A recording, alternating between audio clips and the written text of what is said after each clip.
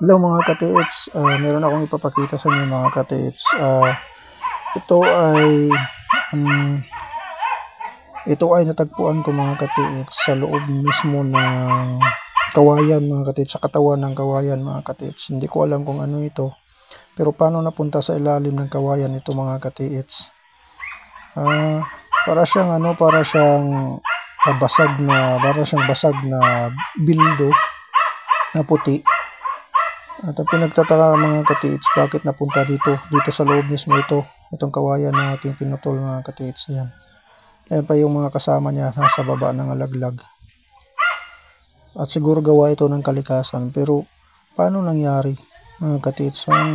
Imposible naman yata yan yung karugtong. Itong kawayan na to mga ka-TH sa aking pinutol.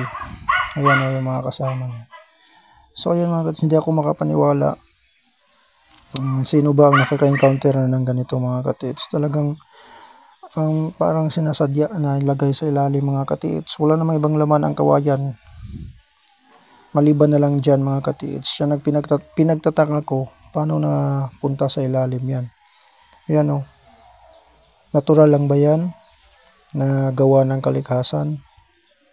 Ayan o, may isip na rin natin na isang kayamanan mga ka-TH. Kasi hindi natin lubos maisip paano na punta sa ilalim yan. Ayan o, napakaganda mga ka-TH. Ito ay tinatago ko lang. Hindi ko alam, hindi ko masasabing may halaga ito. Ang sa akin lang ay nakita ko ito sa loob ng kawayan. So pinagtataka ko lang paano ito napunta sa loob at paano nabuo yan sa ilalim ng puno ng kawayan. At sa tagal ng panahon na kumukuha ko ng mga kawayan at ginagawa kong ng barbecue stick, ngayon lang ako naka-encounter ng ganito.